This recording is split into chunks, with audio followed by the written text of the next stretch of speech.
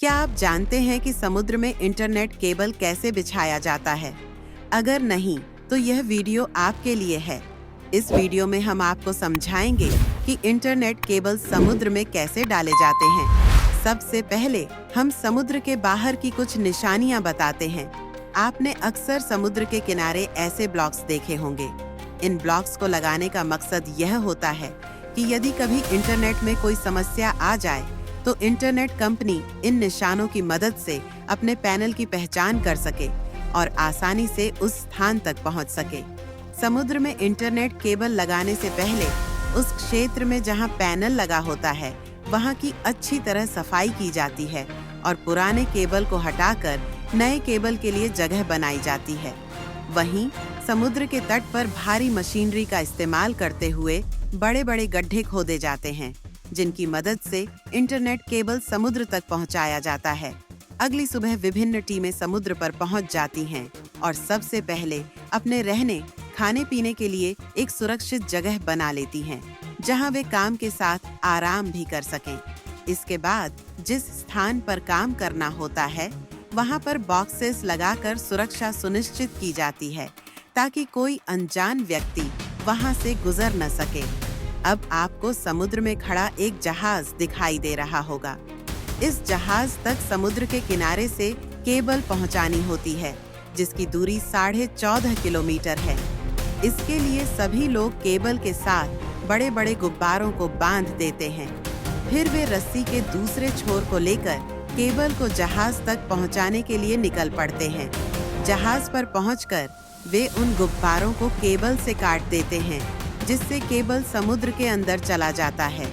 लेकिन काम अभी खत्म नहीं हुआ। असली काम तो अभी बाकी है।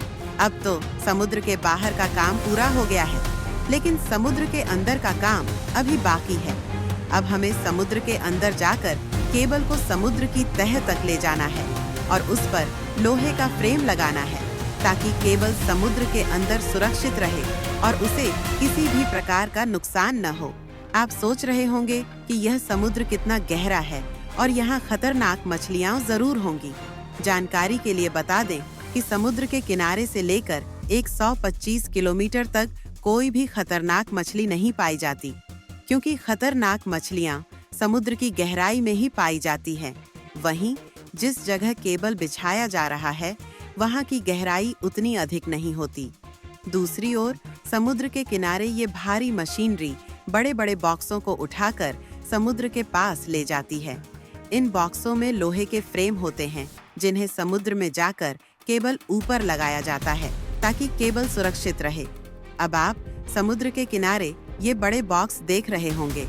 इन बॉक्सों में से लोहे का एक फ्रेम निकालकर हम आपको दिखाते हैं और समझाते हैं कि यह फ्रेम समुद्र में केबल की सुरक्षा कैसे करता है। आप देख सकते हैं कि इस फ्रेम के 2 हिस्से होते हैं, जिनकी मदद से यह आसानी से केबल को कवर कर लेता है। यह इतना मजबूत होता है कि इसे तोड़ना कोई आसान काम नहीं होता। फिर इसी तरह एक के बाद एक फ्रेम केबल के ऊपर लगाकर उसे समुद्र की तह तक पहुंचाया जाता है और उस केबल का दूसरा हिस्सा उसी पैनल में लगा दिया जाता है, जिसे हमने शुरुआत में दिखाया था। इसके बाद उन गड्ढों को ऊपर से मिट्टी डालकर फिर से बंद कर दिया जाता है। अगर आपने पहली बार यह जानकारी हमारे चैनल से प्राप्त की है, तो हमारी वीडियो को लाइक करें और चैनल को सब्सक्राइब करना न भूलें।